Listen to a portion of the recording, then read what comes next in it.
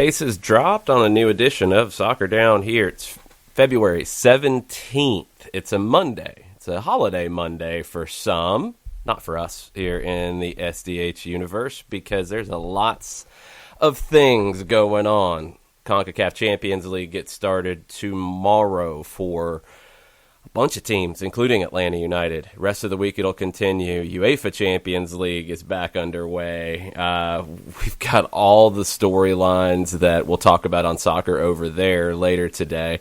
Some of that could bleed over this morning if you guys have Monday musings, because we're not going to overreact to start the week. I'm sure there will be overreactions later in the week. So hashtag Monday musings to give us your thoughts on a Monday morning. But, John, you want to start with what Saturday was like? Well, all right. So today's President's Day here in the United States.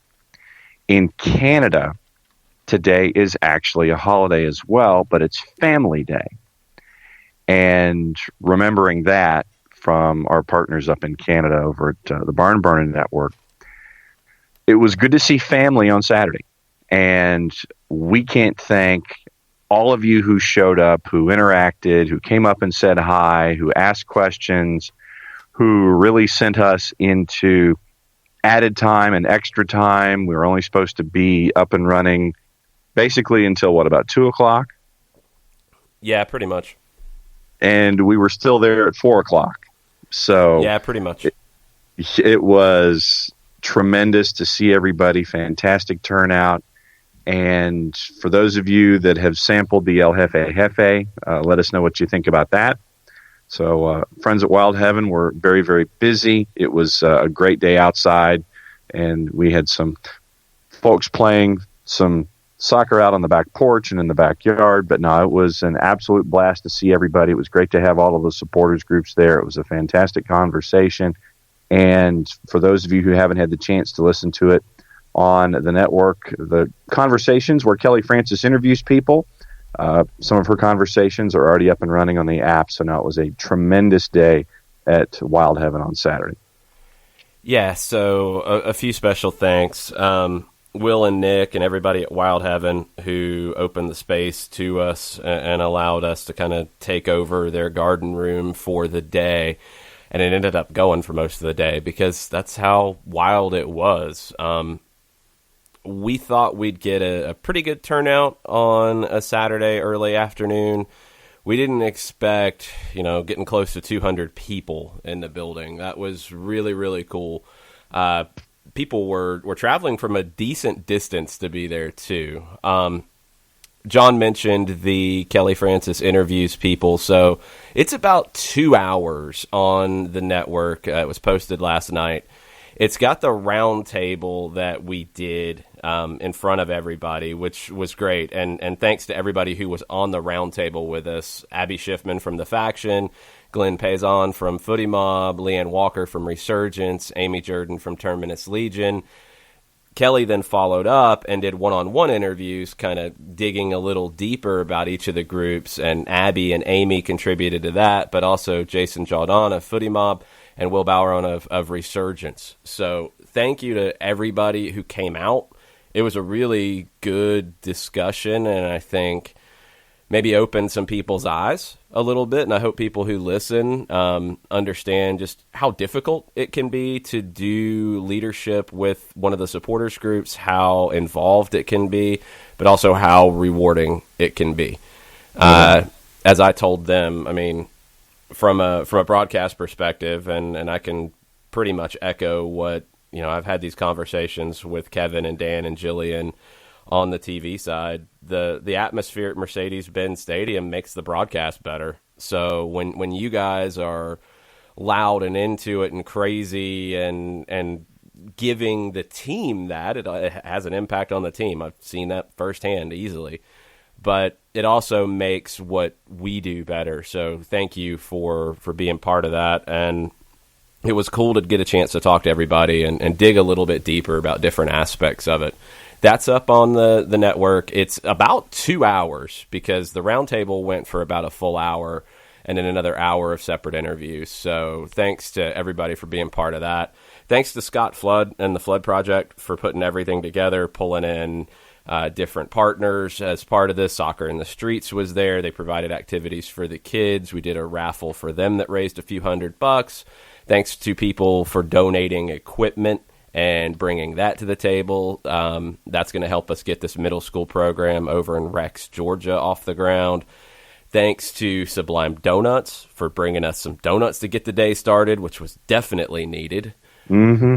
Yes. It was a fun day. It was a long day, but it was a very rewarding day. So thanks to everybody for being part of it. And when you get a chance, and maybe later today if you're not working, or tonight, or in the lead up to tomorrow's match, go check out that roundtable. I was really happy with how it came out, and really happy that everybody was part of it and was so open in the discussion. I think there's some preconceptions about supporters groups in general, and specifically Atlanta supporters groups, that are either founded on rumor, founded on the past, which is maybe the most important thing here.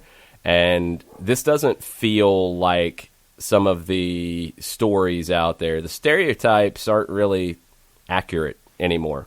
So go check this out, listen to it, see what you think, give us some feedback, and let us know.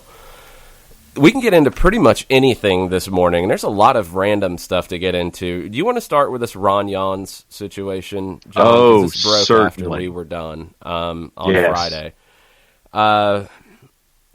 Lay out the basics of the situation here, because he has stepped away from FC Cincinnati right now. There's an investigation over an alleged incident in the locker room where Ron Jans dropped the N-word in front of players. And I think he has said, and I don't know if he said it directly publicly, but maybe it's being relayed, that he was either quoting a song or singing along to a song. Is that correct? Yeah, he was quoting a hip hop tune when he used that particular word. There's a big difference between quoting a song and singing along to a song. That's a huge difference. I mean, you can say some crazy stuff and say, "Well, I was just quoting a song." That doesn't make any sense. I don't know. And this is what, when somebody asked us about it on Saturday, without knowing all the context, there's no way to know how this went down. And that's what's so difficult about these situations. And what I would add to the conversation about this is, what's so difficult about it is when you're dealing with different cultures. Because that word doesn't mean the same thing to people outside the United States, or people who haven't grown up in the United States and don't have the understanding of how loaded of a word it can be. That word doesn't have that same impact. And I can speak to it firsthand from coaching a group of Mexican boys who loved hip-hop. And they'd be singing along to hip-hop and singing hip-hop lyrics at practice. And I'm like, man. And they didn't understand why it was a big deal. They didn't grow up here. They didn't grow up in the environment where that word does have a different meaning. I don't know if that's the case for Ron Jans or not, but I know he hadn't worked in the United States until late last year. And I don't know what his understanding of how difficult that word can be. I don't know if he understood it. I have no idea. And I don't know the context. I don't know if he's singing along in the locker room. I don't know if he's just repeating lyrics for some strange reason. I have no idea. Emmanuel Ledesma, who's a former Cincinnati player, played for him last year, spoke out in Ron Jans' defense and said he wasn't that kind of a person, and he wasn't there, obviously, but said that wasn't part of his character and his interactions with him. No clue. It's going to be a difficult one for the club to deal with. It's going to be a difficult one depending on the pressure from the MLS Players Association. And Nathan Pugh commented on this, and I know a little bit of where Nathan's coming from on it. There's protocols when these things happen. Players are going to go to their MLSPA before they do anything else. You file a complaint, and that's where it goes. I don't think it's anything about anything other than that. There's just certain protocols in dealing with these situations, and by all accounts, it sounds like they followed the protocols, and now it's being investigated. It's awful timing for FC Cincinnati, who has made some big additions going into this year. Not a good time to have your coach away, although at least you've got your coaching staff that was there last year, so you've got some continuity. It's not a bunch of new faces, but this is the last thing they needed going into year number 2. Pat Brennan has done some tremendous work for Cincinnati.com, and one of his pieces that came out over the weekend, when questioned about the incident, and this is from the article, Jans told FC Cincinnati president Jeff Birding, he said the word when singing along with music played in the locker room. Later, a player took Jans aside to tell him that was unacceptable in America. And then there was a separate incident also in October that has drawn the attention. Complaining against Jans says he made inappropriate comments about slavery before the October 6th game against DC United. In that case, it was said after Jans spent time at the nation's memorials and was meant to inspire the team to overcome adversity. Okay. So let's go back to the first part of it before we even try to get into the second part. Yep. The first part, I mean, like I said, there's a huge difference between singing along and just quoting lyrics. So that gives a little more clarification there.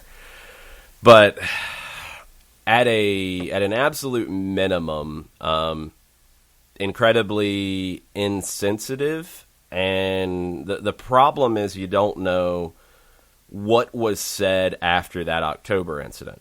And Brendan doesn't mention that, correct? No. Okay, so we don't know if there was a complaint then or it's come up now because of this incident. Again, without being in there, it's hard to say. But if he was talked to about sensitivity after the October incident and then this happened, I know they're different kinds of things, but still, it's a problem. It's a big problem. If he wasn't talked to about the October incident, and this is the first time that he has been talked to, and he's being talked to about both things, or he's only been talked to about one because the other one has come out as things have been investigated, I really do think it's a different conversation. And we will see how Cincinnati handles it. At least I hope that people don't rush to judgment here. And I hope that people do understand cultural differences and how there are parts of the world that don't understand how loaded of a word that is in the United States. And that's not excusing it. You need to know these things. You need to learn them quick. But these things have happened. I don't know. There's not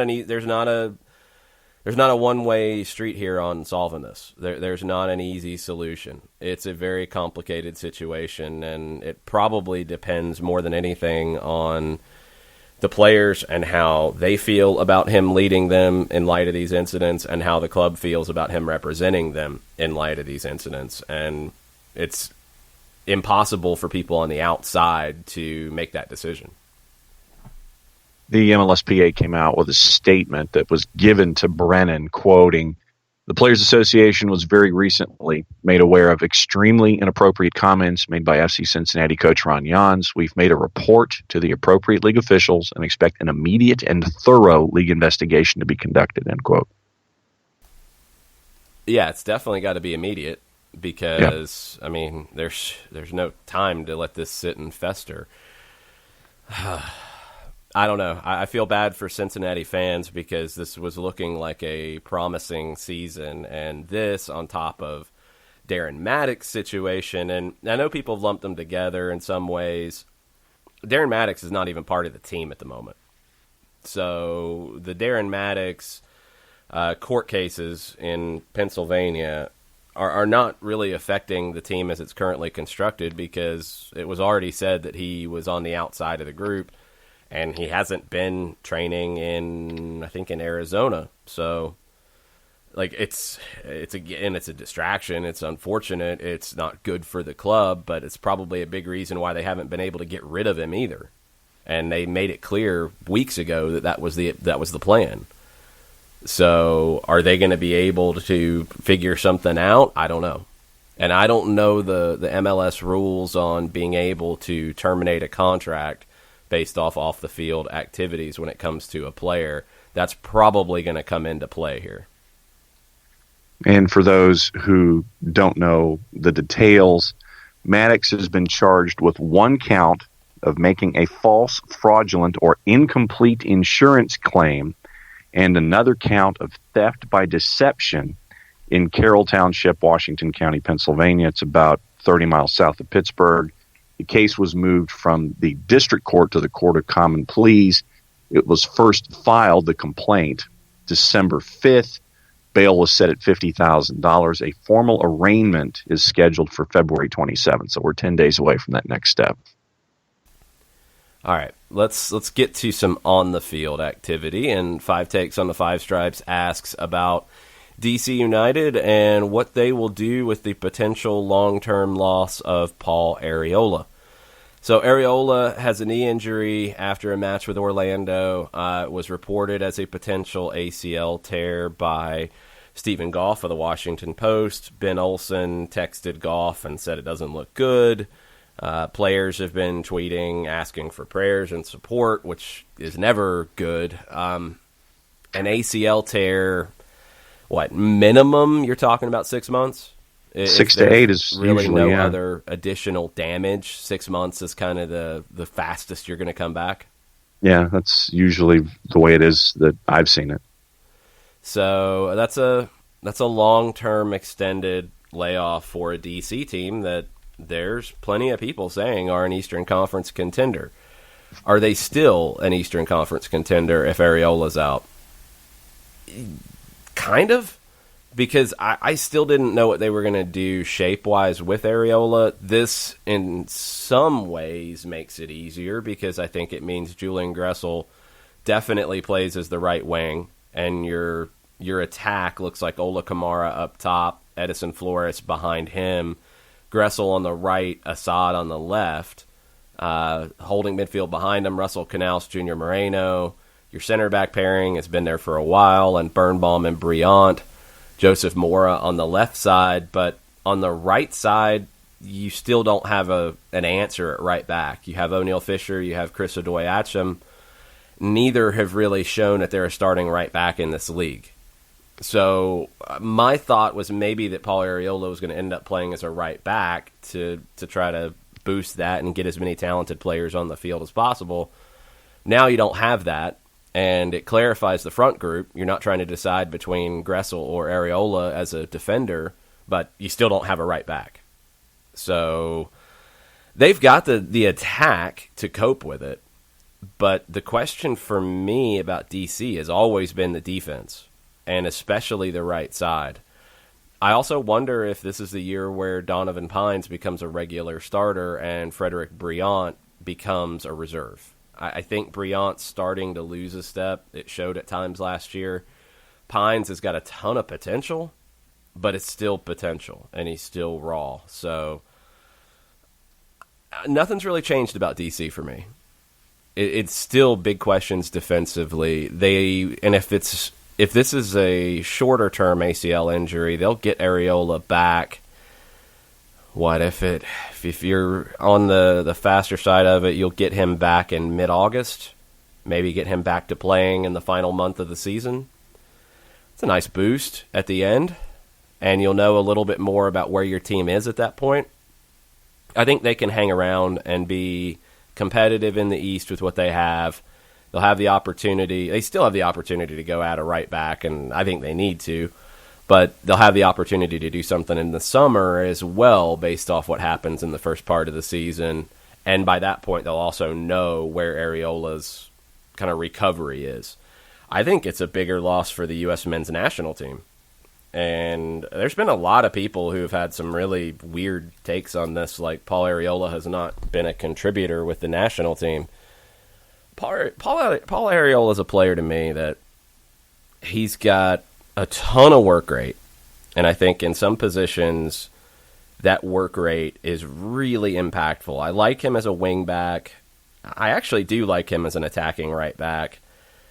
I like him as a winger when he's not tasked with being the main creative hub of the team. I think he's too wasteful in the final third, and that would be the knock on him. But you notice him in a match that he's on the field. He's everywhere. He works extremely hard. And look, the national team needs all the impactful players they can find right now. And Areola's a guy that Berhalter's leaned on, so it's going to hurt the men's national team more than DC, in my opinion. Yeah, I agree, and I'm with you on the assessment of DC United, looking at the defense, and I know that we got the chance when Loudoun United came to play Atlanta United too. We get to see Donovan Pines and the raw ability that's there. So I'm looking to that back line. I want to see how his game continues to grow, but you're growing in season. And so you look at DC, and I still think DC will hang around north of the playoff bar because of the talent that's on hand.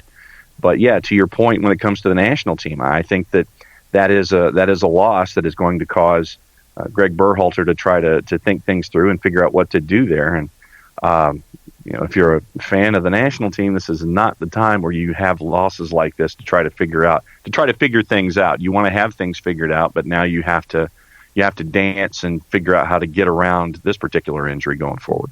Yeah, Donovan Pines played 10 games last year in MLS. Let's not act like he hasn't played in MLS. He started 9. He started when they played in a 3-back setup, and it was him, Briant, and Birnbaum. I think Pines is ready. But he's going to make some mistakes early on because he's still learning. 785 minutes in MLS is still only 785 minutes. So can you weather those mistakes early on? And without the answer right back, I just don't think they can. So I think it's Briant early on, but I do think Pines grows into it. He's ready.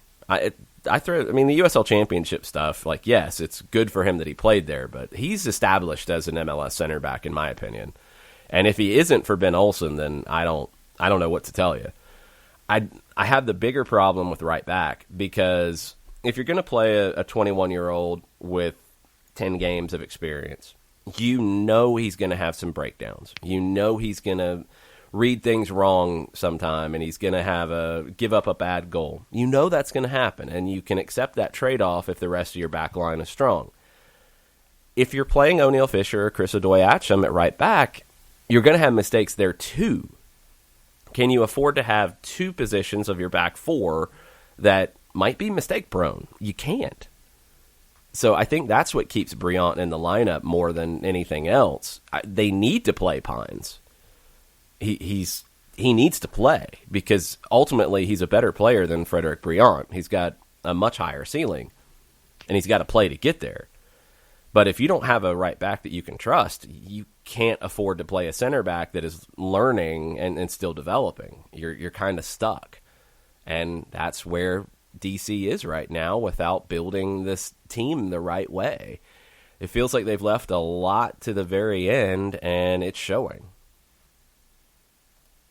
Yeah. So, like I said, I'm with you. I am in your camp when it comes to the assessments for DC United, although I'm sure that there are other folks who aren't as confident with DC when it comes to what they can do in the Eastern Conference this year. No, I'm not. There's a lot of people who are putting them as a title contender. ESPN did. ESPN had them a title contender and didn't have Toronto as a title contender and didn't have Columbus making the playoffs. Right. Which kind of shocked me. Yeah. No, I think most people are high on DC. I'm not, because I think the defensive issues are too big.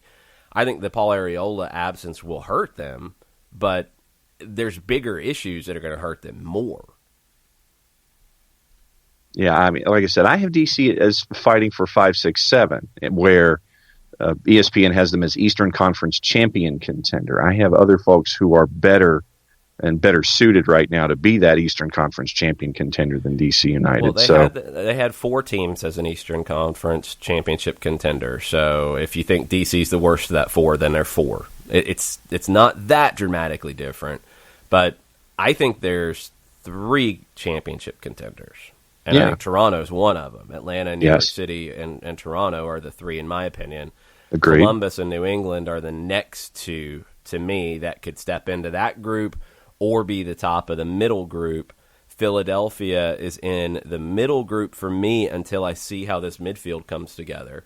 I think they have the potential to jump up, but I feel better right now on potential than about Columbus and New England. So we see then where DC fits, they have to be able to defend. And I just don't trust them defensively right now. Yeah, so by our math, we have them 6-7, right? In the East? You have them wherever you have them. I don't know where you have them. I'm telling you for me. I agree. Like I said, I'm with you in the assessment for that middle of the pack. But I'm saying for me, there's 3 contenders. There's 2 that can become contenders. There's 1 that's a little bit longer of a shot to become a contender. That's the top 6. Just because that next group can be contenders doesn't mean that they're in the middle 6. I'm not going to pick an order right now, because there's still a lot of preseason games to play. You could have more injuries like Paul Arriola. I'm grouping them by contenders, middle group, which would be fighting for playoffs, next group, the back of the conference. I'm keeping them in that. So DC, for me, is at the bottom of the middle group, because I'll put Philadelphia ahead of them, I'll put Columbus ahead of them, I'll put New England ahead of them. Agreed. So for me, that puts them 7. You said you had them 5. Well, I said they'd be fighting for the 5, 6, 7. Okay, it's all good. Yeah. we're walking the same street, just in different lanes. Yeah, pretty much. That's a safe way to put it. Yeah. Okay, what else do we have on the Twitters right now as we're getting started on a Monday morning? Okay, Chris Ashley, in using the hashtag Monday Musings, his question: with Greenville Triumph defeating Charleston Battery Saturday, with preseason matches against the Independents in Charlotte and North Carolina FC upcoming, will the team have a claim to the @Southern Derby Cup if they run the table in the preseason? No. Sorry, preseason doesn't count that way. It's a really impressive performance, though, and it would show that this is a team you got to look at when you get into the Lamar Hunt U.S. Open Cup, because if they're hanging with USL Championship teams in this area, they should be able to hang with those teams in the Open Cup and maybe step up even further. So it's a great performance for them, but no, it is preseason still. So you can't count those the same way. Jurgen Klinsmann didn't get credit for friendly wins in my book, so I'm not going to give Greenville credit for preseason wins either. But I think it makes you take notice on what's going on in Greenville. And you need to pay attention to the Triumph this year, as they were a USL League One finalist last year, and it feels like they're building on from that. So you want to tell the folks what's going on with the Triumph again this year? Why don't you tell them what's going on with the Triumph again this year? Well, we're bringing back Greenville Triumph Weekly. So yes, that's your project. Well, it's one of our network projects, and it'll be good to be keeping an eye on them on a weekly basis. We'll be back. That show will start the week before USL League One begins, and we'll continue to have that every single week like we did last season. And looking forward to, I guess I'm telling Chris Ashley right now that he's going to be back on a weekly basis, since he was last year. That's one way to do it. There you go, Chris. Yeah, there you go, Chris. Year 2, get ready. So Chris will hopefully be back with us every single week, and it'll be good to be back with the Triumph, and also Charleston Battery Weekly will return as well. So it'll be good to have that one on the board. It'll be good to catch up with some of the franchises in and around the footprint. We'll also have some Tormenta programming that will be posted on the network as well. Excellent. All right, Let's get into CONCACAF Champions League. Club Leon is taking this very, very, very seriously. In a couple different ways, actually. Great interview over at MLSsoccer.com. Simon Borg has the article. Leon's president, Jesus Martinez Murguia, talked to the media ahead of this match with LAFC. And first he said it's life or death, talking about the match. They rested players in their league match on Friday, and that was a big question. Not every team that played this weekend did. Leon didn't. They lost. They lost 3-1. Now, the interesting comments for me are some of the things they talked about with Leon, and Murguia said, MLS has grown a lot. Hopefully in the near future, they come to buy one of our players, because that way we'd receive good revenue and we know that they're paying important fees. They manage things well in MLS, and that's something that we should copy from them. LAFC is a measuring stick. There's a lot of talk for this game. It's life or death. One of the objectives is to take this team global. We dream of the FIFA Club World Cup. We're going for both tournaments, Liga MX and Concacaf Champions League. We have a team that can compete with a lot of quality players. We confirm our commitment to our fans. We have a team to compete, and both tournaments are our objective. We are very positive. We trust in our players and coaching staff. We know that MLS has grown a lot, same as Liga MX, and it's a matchup that's really attractive. I love that, one, they're taking it very seriously, and two, I really like some of the comments about MLS, because all it does with MLS's growth and bringing in Mexican players and Liga MX bringing in MLS players, it just creates a bigger market, and that's going to benefit the product as a whole. You know, Bofo Salcedo has went south with Pumas and is lighting it up, playing very, very well. You've seen players go to Liga MX this year, Luciano Acosta as well, just like you've seen players come from Mexico to the U.S. It's been a little more slanted to the latter, but it's going to happen the other way too. And for Leon, they're not one of the heavyweights in Mexico right now. They're not Monterrey, they're not Tigres, they're not Chivas, they're not the Mexico City clubs. They're trying to become a bigger club.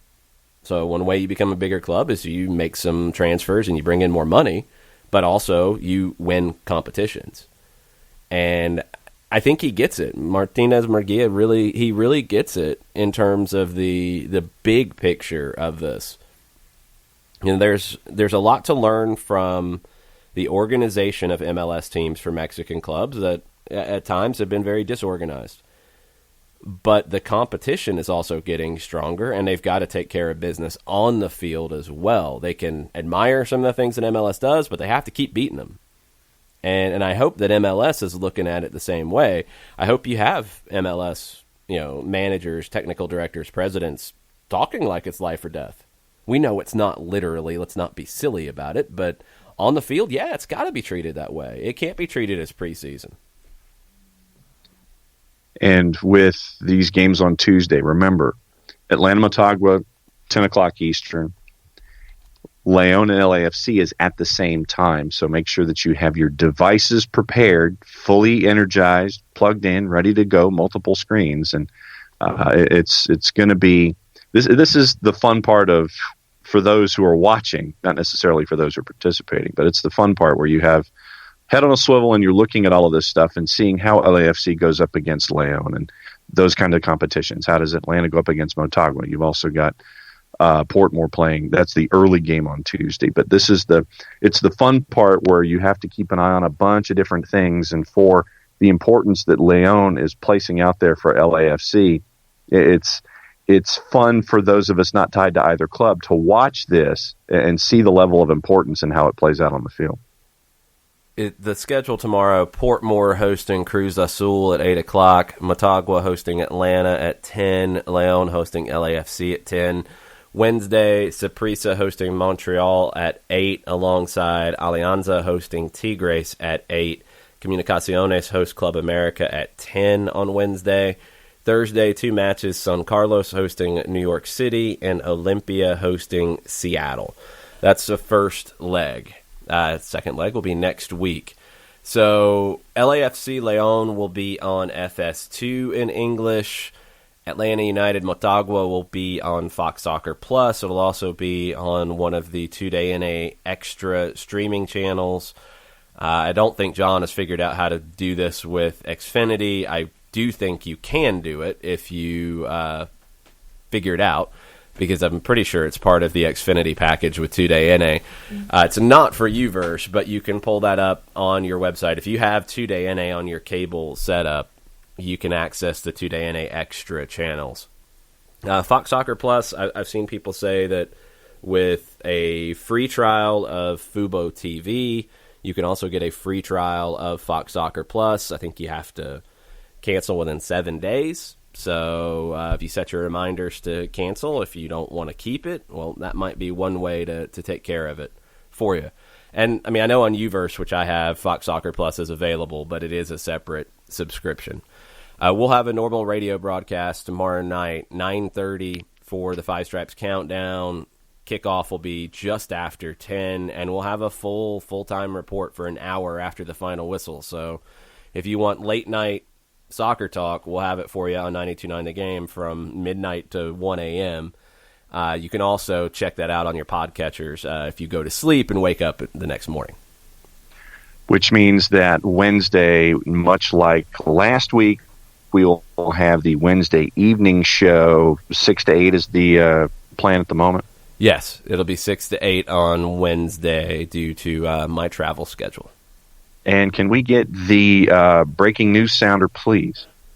Yes, we can.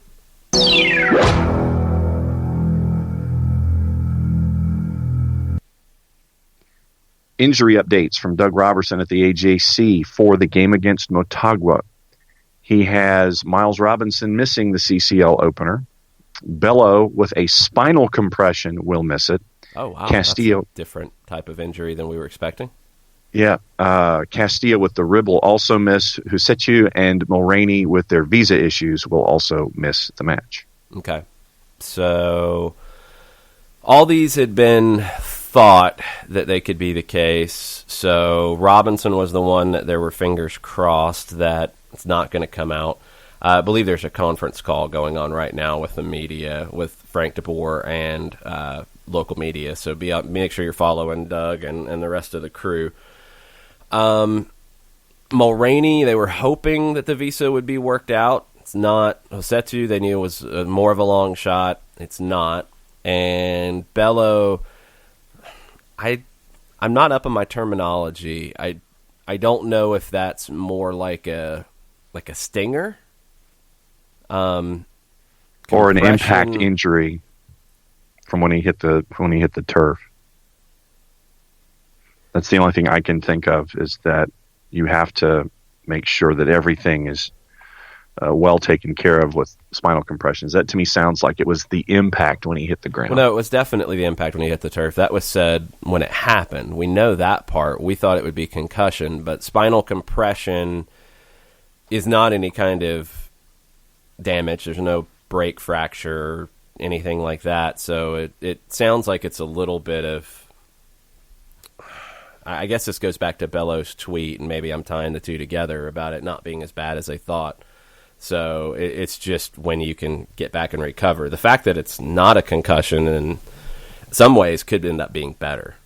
That's what I was worried about, because concussions are so unknown. We'll see if there's any kind of timetable on Bello at this point, but not available for this match, which was expected. Castillo was expected. So it's going to be difficult. Frank DeBoer has said Miles Robinson is week to week, and I believe that's what Castillo was listed as last week as well. So there's potential that they'd be available for the second leg. So you're looking at figuring out what the backline is going to look like with the options of Fernando Meza, Franco Escobar, George Campbell, Jeff Lorenowitz would have to be factored in there as an option at center back. And that could affect how you put the rest of the team together, because my guess would be that if you play Campbell, Meza, and Escobar, which we saw play a decent bit against Leones Negros, you might not start Lorenowitz, because you might want to keep him in reserve in case you need to bring him in at center back and not have to move a bunch of pieces around. You might hold him to see where he's going to be needed, and that could open up a spot for an Emerson Heineman, Eric Remedi pairing in the midfield.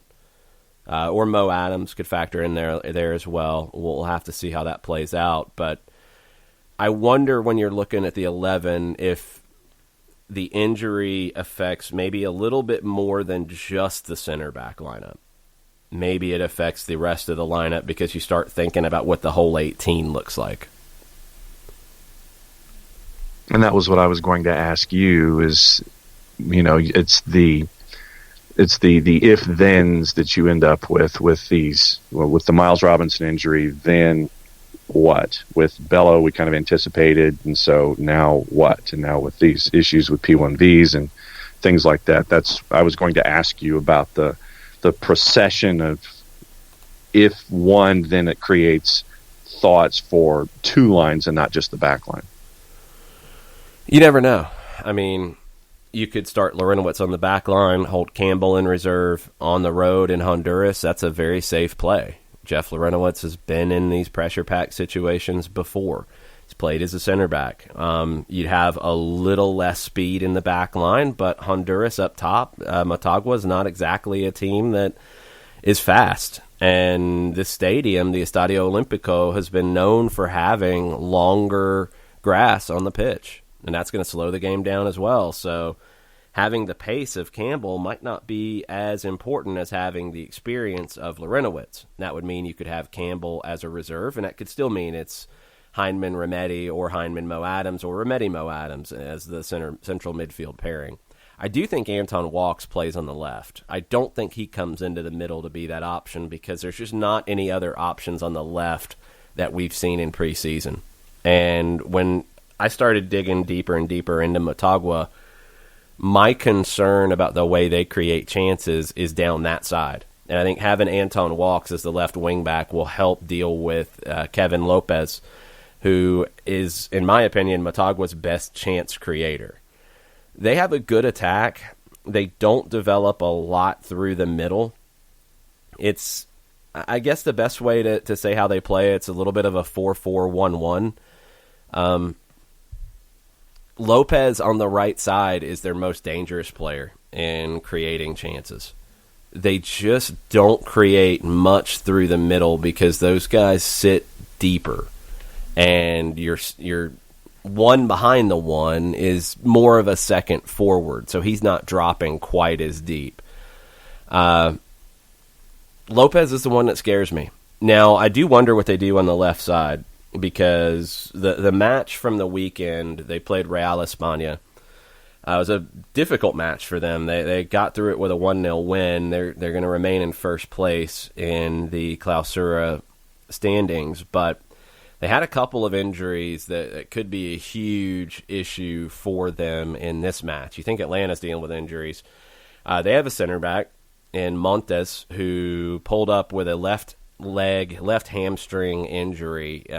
Pretty clear it was a hamstring. You leave a little bit of a doubt there. He grabbed the back of the leg, so I don't think it's the quad.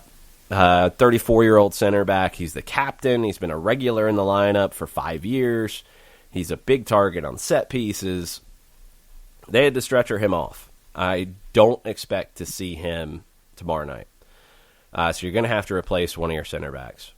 Also, and this was the one that is a little trickier to read at the moment, they just brought back their all-time leading scorer in Robilio Castillo, 28-year-old forward.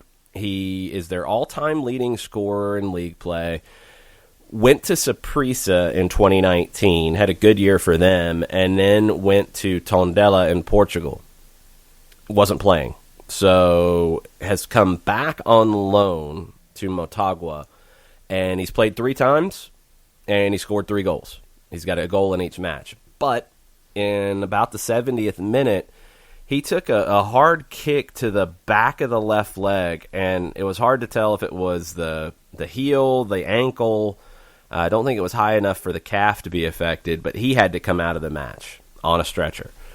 Don't know if he's going to be able to go. Now, they added another forward after the season started this year that has been really effective for them as well, and 36-year-old Argentine Gonzalo Klusener. He's done very, very well for them. Really smart player, not a fast player. I mean, he's 36. He's not winning any foot races at this point, but very intelligent. He brings others into the game. Castillo's more of a pure goal scorer. Klusener's more of a complete number 9. So he'll be looking to combine with the player who sits in behind a little bit, who has been their leading scorer this season, Roberto Moreira. He's 32. He's Paraguayan. He was their top scorer in the Apertura. He's been their top scorer in the Clausura. He joined Motagua in 2018, and he played most of his career in Argentina, kind of in the second and third divisions in Argentina before coming over to Honduras. He's really good at playing off of either Castillo or Klusener. So Moreira will be the one that Atlanta has to watch as a forward, and he doesn't play as high. So Loreno, if it's either spot Lorenowitz could be, he's going to factor into this. If it's Remedi and Heineman or Mo Adams in that midfield role, they're going to have to keep an eye on him when he drops. But also your three center backs are going to have to know where he is. They don't want to give him a free look, a free run at goal. He can pull you out of your shape a little bit. So you're going to have to be smart. But he's not an incredibly fast player. So you're looking at a team that on the left side really hasn't created much. Against Real España, they really didn't even use the left side very much. Something they did that stuck out to me in the Concacaf League final, they brought back in the summer, they brought back Emilio Izaguirre. Now, Celtic fans know Izaguirre because he spent a long time in Scotland with Celtic, won 7 Scottish titles, 4 cups, 3 league cups, played in World Cups. He's been a Honduran superstar. He's 33. He is not as fast as he used to be. The wheels have come off just a little bit. But what they did, and he hasn't played much in the Clausura, by the way. He's only got a handful of minutes in the Clausura. But he started on Wednesday, did not play on Saturday. Omar Elvir has been the main left back. And he gets forward pretty well. He's very solid. He's been with the team for 10 years. Very, very solid. 30 years old. But in that CONCACAF League final against Saprissa, they played Elvir and they played Izaguirre ahead of him. Played him as a left winger. So he's able to get forward and do some of the things that he's been known for, but he doesn't have to track back and defend, which is something he struggles with being able to do at this point. I wonder if they recreate that, especially with Castillo being a question mark and with Montes out. I kind of think they will because they haven't really had anything else on the left side. The central midfielders are solid. I like Galvalis. He's the one who does create really anything through the middle. Matias Galvalis, another veteran Argentine. He's 30 years old. They call him the little motor, El Motorcito. He is he's going to take your free kicks. He's going to take your set pieces. He's very technical, good on the ball. He'll drop in and help you build up out of the back. Not really a chance creator. He's going to feed the ball out wide to Lopez on the right. The other central midfielder that started to play a decent bit, Ranieri Mallorquin, is a really interesting player. He's 30 years old. He's big. He's strong. He's physical. He has no hesitation shooting from distance. He doesn't produce as much as you think he would.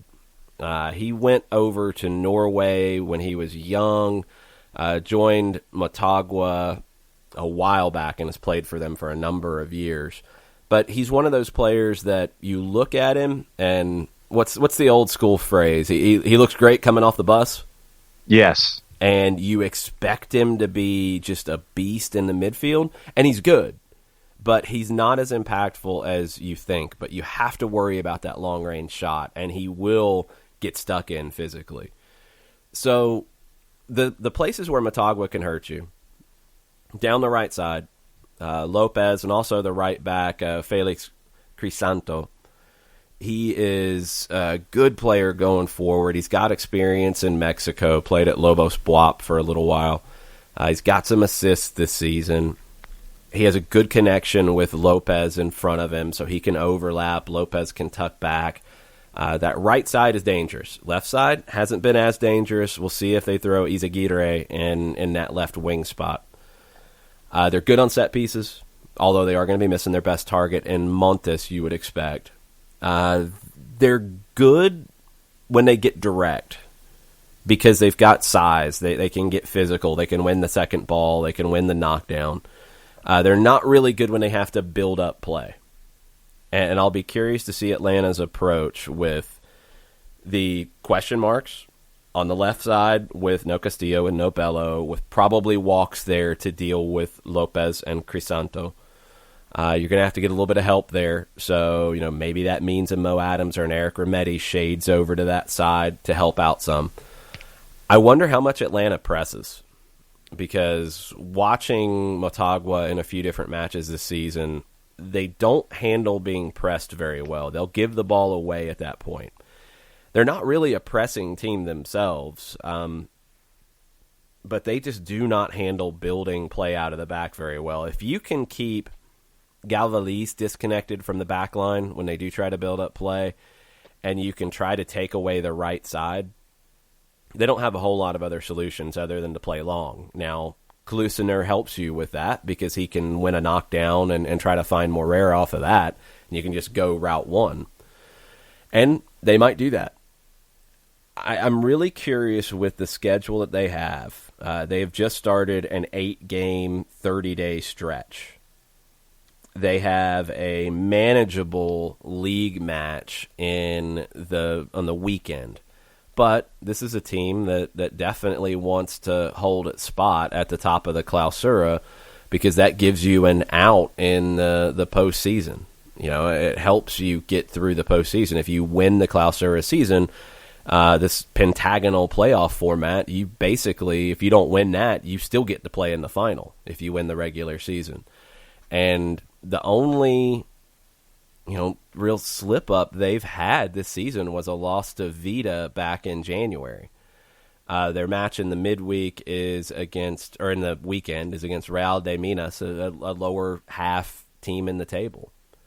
So but then, and this is what shocked me a little bit about Saturday's lineup, it was first choice. So they went first choice in a game against a top opponent in Real España. Were they planning on going first choice, and then resting guys on Saturday? I think you have to.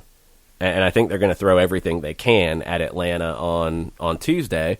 And if they get a favorable result, then they're going to throw everything they can at Atlanta next Tuesday. If they don't, if it doesn't go well for Motagua, I wonder if they punt a little bit in that second Tuesday. I don't know. They don't have a ton of depth. And with the injuries that they've got, the question for them, Montes, it really looks unlikely he's going to be able to play. Castillo was the one that it was hard to tell what the injury was. So there will be media availability for Motagua and for Atlanta United in Honduras later today. Both teams will train at the Estadio Olímpico in San Pedro Sula. Both managers will be available to speak to the media, I believe, with a player or two. So be on the lookout for that. Motagua has injury issues too. But I'm sure with this news, we're going to get a lot of questions. So we're going to take a quick break, reset for hour number 2. Monday Musings. Send us your tweets. Send us your thoughts as we get ready for Atlanta United and Motagua and the rest of the Concacaf Champions League that kicks off tomorrow. We'll be right back. A ranger station. I'd like to report a bear hug. Okay. I put out my campfire and Smokey Bear hugged me. So you drowned the fire, you stirred it, drowned it again, and felt that it was cold? Uh-huh. Yep, he's just letting you know you did good. Bear hug from Smokey Bear. Status update. I'm gonna let you go now. There are many ways to start a fire, but one sure way to put it out. Learn how you can do your part at SmokeyBear.com. Sponsored by the U.S. Forest Service, Ad Council, and your state forester. As a business owner, you know that every year brings new challenges and opportunities. The success of your business demands expertise and focus. And Country Financial can help you keep that focus by helping ensure you have the right insurance protection in place to meet your goals. Jason Wright can help you create a customized insurance plan that has coverages designed just for your business. Give Jason a call at 678-568-6871 or reach him on Facebook at Jason Wright Agency. Coverages vary by state. Policies issued by Country Mutual Insurance Company, Bloomington, Illinois. This is what matters. This is beyond X's and O's. This is the difference mutual respect makes. This is what character looks like. This is what defines us in Georgia. This is sportsmanship. School sports. It's not the outcome that matters most, but the way the games are played. This message presented by the Georgia High School Association and the Georgia Athletic Directors Association.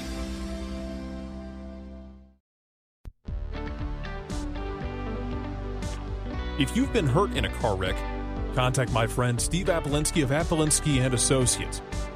He's been representing individuals for over 30 years throughout Georgia and Alabama. Email him at steve@aa-legal.com or call him 24/7 at 404-377-9191. The initial consultation is free.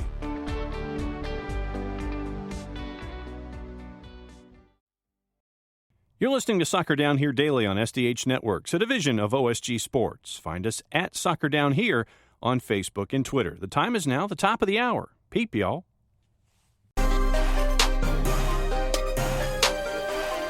Welcome back. Hour number 2. Soccer Down Here, February 17th.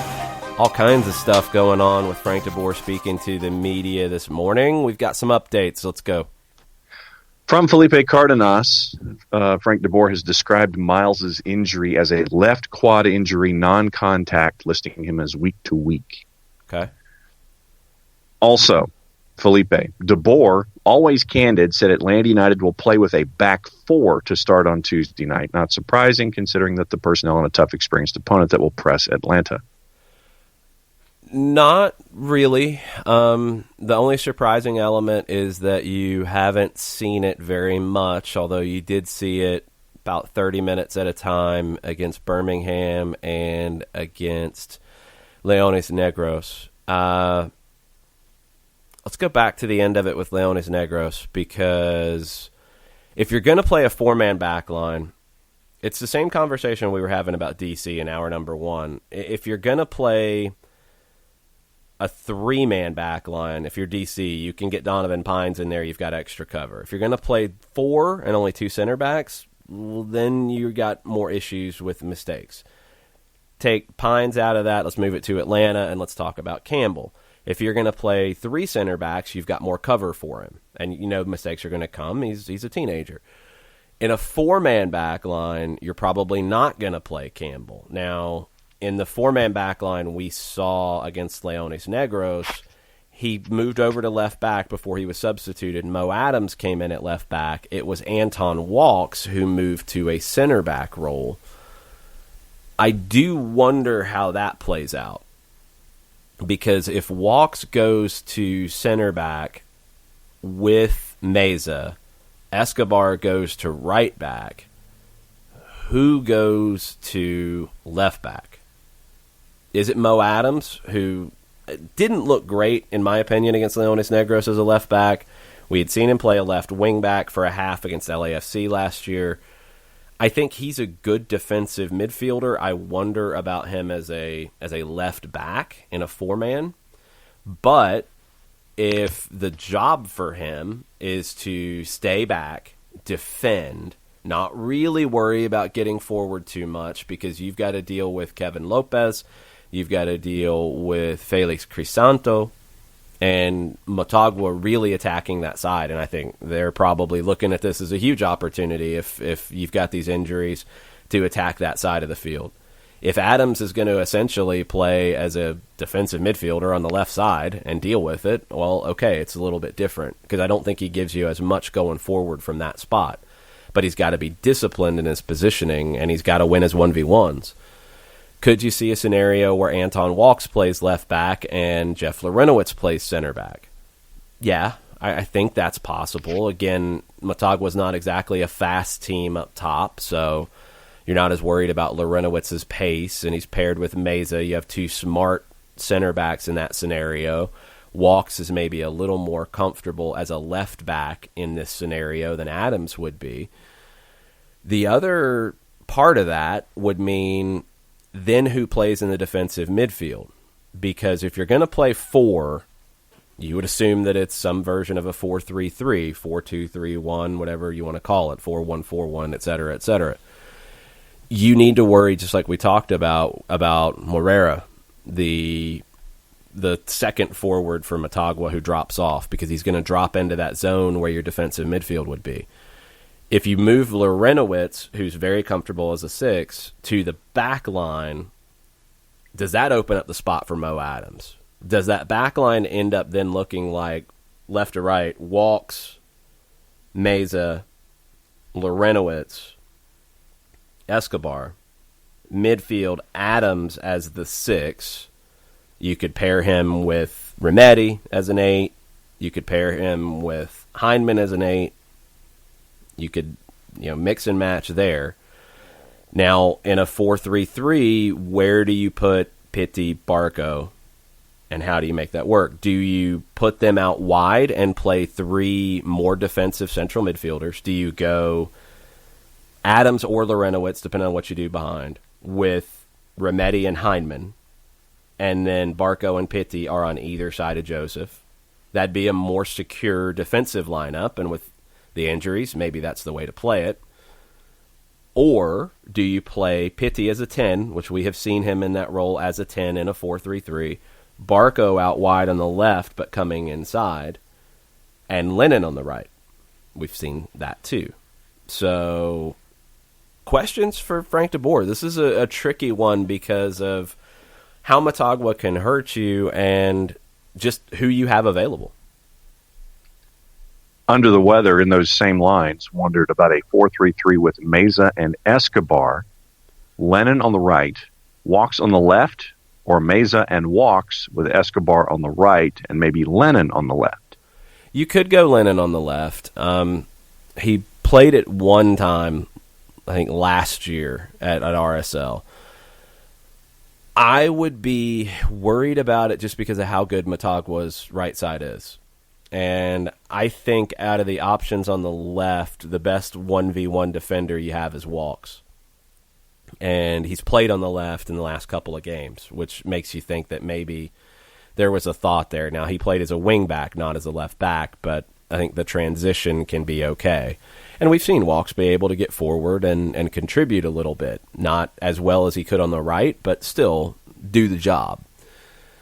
Escobar as a center back in a line of 4 is just something we haven't seen. I think it could happen. He would not be able to go forward as much as he likes to. You'd lose a little bit of that effectiveness. Now, if you had him on the right, you would then have a lot of effectiveness of him bombing forward and creating some overloads. And you kind of like to have that addition. I think you might constrain him a little bit more as a center back there. But depends on where the relationship is with him and Meza. If it's strong and you feel like you can play them with maybe Lorenowitz or Adams, or maybe the two of them together in front, play Lennon as a right back who can get forward, and I don't think he's going to be as tested on the right side. You could maybe make that work. We just haven't seen Escobar as a center back in a back 4. Then also on the back line, Joe Patrick, as he was listening to the call, said De Boer, in as many words, insinuates that George Campbell won't be starting tomorrow for Atlanta.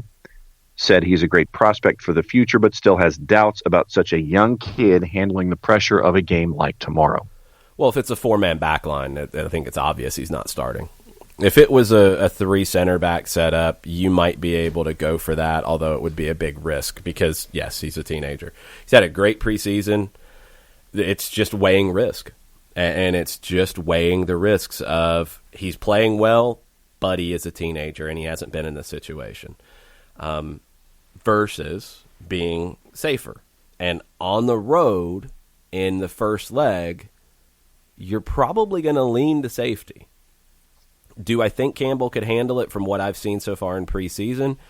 I think he could with Meza and Escobar with him. I think he could, but Meza would have to be really helping him along. And I thought it worked against Leones Negros, but the more comfortable situation would be to go to 4, not play Campbell, and then probably play a fairly defensive 4-3-3 because of that. And that's what I'm wondering now, if 4 is the way, what the 2 center backs are, who's on the left side, And do you go with 3 central midfielders or 2 and a number 10? How secure do you want to make it here? And a lot of that depends on where you feel like Motagua's threats are. So we'll see. Brandon Hamby in this morning at Hamby22. He says, if Atlanta can go down to Honduras, get 1 goal on the board, stay within striking distance, they should be okay. Obviously, a win or a draw is best case scenarios, but with it being 2 legs, hopefully keep it close. Oh, 100%. You're managing it. I mean, you're not going down there to play not to lose. You're going down there to play. You're the better team. You're not going in there scared. You're aware of how they can hurt you, and you have to create a plan to deal with that, and it sounds like that's the line of thought here. But if you get a goal, you're in great shape. If you keep them scoreless, you're in great shape. You don't want them to build confidence. And it's like we always say in these situations, when you're facing a smaller team, you don't want to let them grow in the match. And if Motagua starts creating chances, if you're not threatening them the other way, they're going to start to feel it. They're going to start to raise their level of play. And you've got a lot of veteran players that have played in World Cups, that have played in big games before. You know, this isn't going to be too much for them. It's a little weird for them in that they're not playing their usual home. They're going over to San Pedro Sula for this because their usual home is being renovated, the Estadio Nacional in Tegucigalpa. They've played their last couple of league games there, but with limited capacity. I think 7,000 to 10,000 people have been allowed in the building, and it's like a 40 or 45,000 seater. So Concacaf said they can't play there. So they're going over to the other national stadium in San Pedro Sula, and it's not their home. I think they're going to have a lot of fans who are going to make this trip. There's a lot of excitement about them playing one of the grandes of MLS, and they're not going to lack for support. But Atlanta can do a couple of things here to, I think, hurt them. If Atlanta can make the game fast, I don't think Motagua can play at a fast pace. Some of that's their age, some of that's the types of players they have. If Atlanta can move the ball quickly, make Motagua chase some, kind of wear them down a little bit, I think you can limit the effectiveness of whatever support that is in the building. You can kind of take the air out of it a little bit. But you've got to move the ball faster than we saw against Leones Negros. You've got to get back to maybe how it looked at times against Elfsborg, at times in the final 15 minutes against Birmingham of the first half with the starters, where it started to pick up a little bit. That's going to be the key here, because Motagua's not a team that's comfortable playing at a fast clip. I think getting an early goal, obviously, if Atlanta can do that, they're in great shape. And you wonder about Motagua, then starting to feel like everything's going against them. But you don't want to let them get some chances early. You don't want to get that roar out of the crowd that we saw in Herediano last year, where they got an early goal and then it felt like you were fighting uphill the rest of the way. You got to manage the first 15, then the first 30, get to halftime, see where the game is. You get to halftime scoreless, you'll know, all right, we can hurt them here. We can move Barco over here. We can move Pitti over to this side. We can create an overload here. You'll know what you can do to hurt them. But you've got to come into this aware of how they can hurt you down the right side, aware of how they can hurt you with the long ball, and be ready to deal with it. Katie Weaver has broken out a gift this morning of the emergency Breck Shea call-up incoming. I don't think his knee is functional just yet. But in the GIF, he's very good at kicking the ball and hitting the AR in the tummy with it. That's really good. That was a long time ago. Yes. I don't know if he can do that right now. That's kind of the problem. A couple of folks Daniel Price is still overreacting on Monday. Yeah, I figured. Yeah, we've arrived at the time of the year we all look forward to the most of almost 2020 season. And Emery Russell is musing this morning. He says it's Champions League week. Let the games begin. We have a couple of random topics that we can get into. I will present them to you in a dealer's choice. We have a slide presentation about the Open Cup we can get into. Well, there was one other thing, wasn't there, about some comment about visas and how issues. Jacob Austin, going off of Joe Patrick's conversations that he's having on Twitter this morning, he says that Joe referring to new signings not being able to participate in Champions League at all over visa issues is terrifying. Hold on. Is Joe saying that new signings can't participate in Champions League at all due to visa issues? I'm in his timeline here. I'm wondering where that came from, because the Champions League kind of runs for quite a while, and I don't think there's any expectation of people not having a visa by May. Yeah, the tweet from Joe is in a conversation that Frank was having when asked about Manuel Castro. He says, Manuel Castro still in Uruguay and has not met Frank de Boer or the team yet. Very messy with all the visa issues going on with new signings. De Boer does not know how many, if any, will be able to participate in Champions League at all. Okay, let's make sure you understand the situation with this. Now, the visa problem is a government problem that there's only so much you can do. You file the paperwork, you have your lawyers working on it, and paperwork gets approved when it gets approved. Chicharito, it was like 3 weeks from the signing until he got his full visa? Maybe 2.5? Yeah. 3, maybe on the long side of it? Yeah, go 3. The Champions League runs for a long time, and you can add players to your roster. I know there was a lot of people who freaked out when they saw the initial Champions League rosters. Tito Villalba was on Atlanta's. Walker Zimmerman was on LAFC's. These things were submitted a while back. You can add players up to 35 on your roster. So MLS teams have a roster smaller than that. So when players are eligible, they will get added. I would not expect a visa issue for Mateo Sosetu or Manuel Castro is a newer one, so you're further back in the timeline of it. But I would not expect him to not have a visa by May, because why would you do a 6-month loan for a player that you're not going to have until May? I don't know, and I don't know what was said, so I can't really say. But you're gonna have guys before May when you get to the finals of a Concacaf Champions League. Now, would you have Castro ahead of a quarterfinal if you get there in mid-March? Just judging the timeline of other visa applications, I think it's safe to say yes, but would you have him with the team for a long period of time before that? Maybe not. Josetu should be much further along, and you should have him in place well before that. Mulroney, same thing. Both of those guys are just earlier in the queue on it. So I don't know what's dragging them out so long right now, but I do think it's very strange if there's any concern about these guys not having a visa for the tournament at all. That doesn't seem to make any sense. All right, that is the last Champions League thought in the queue so far. And we can go. You want to go into dealer's choice here? Sure. Figure out where to go next. All right. So we have the slideshow that FC Waffle has brought our attention to, having to do with Open Cup. We can talk about that. We also can talk about a new Twitter account that has popped up. A lot of folks have commented on that this morning in dealing with Atlanta United. Let's see. We've got a couple of other things. A little soccer over there from Elijah Willis.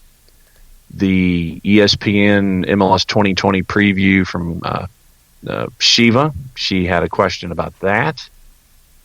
So there are a couple of different directions we can go. Where would you like to go, sir? Let's go into this Open Cup thing. So U.S. Soccer Federation had their AGM, annual board meeting, what have you. I believe it was in Nashville over the weekend. It's going to be in Atlanta next year, which I did not know. And all kinds of different things came out of this. You had, I believe he's a Hall of Famer. I might be wrong, but a former kind of legend of the game, out of the St. Louis area, if I'm not mistaken. From the floor of the AGM, say that he was very upset with the celebrations of the U.S. women's national team and had a lack of respect and all the outdated nonsense. Heather O'Reilly kind of shut that down in her statements later in the day.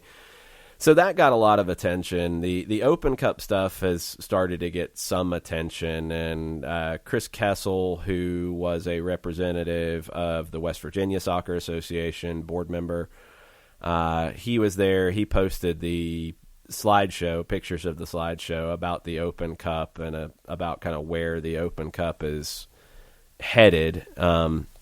The ESPN Plus deal is through 2022, and their promotional commitment, support for all U.S. Open Cup matches, enhanced promotional support for the semifinals and the final. The 2020 edition, 8 rounds spread over more weeks to allow additional time to market games, sell tickets, book travel earlier. All games are broadcast from the first round to the final. It's the second year of that 4-year commitment.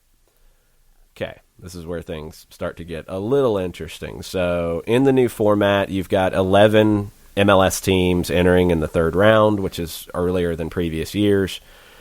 Some of that was down to where things are going with more Division I teams coming in and breaking it up just to make the format work. So you're not doing the tournament where you're basically knocking everybody out until you get to the MLS teams. So you've got to do that. It makes sense.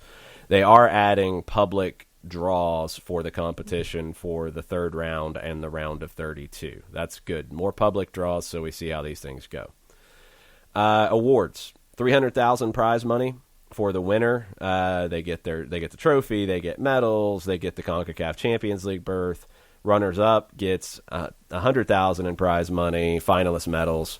The last survivor from each lower division gets $25,000. That's been fairly consistent over the years. They are keeping the D2 and D3 teams from playing one another in the second and third rounds, which is good as best you can do that in terms of the tournament format. Where things started to jump out a little bit, so the budget. 52% of the budget is for visiting team travel, and that's a lot more than it used to be.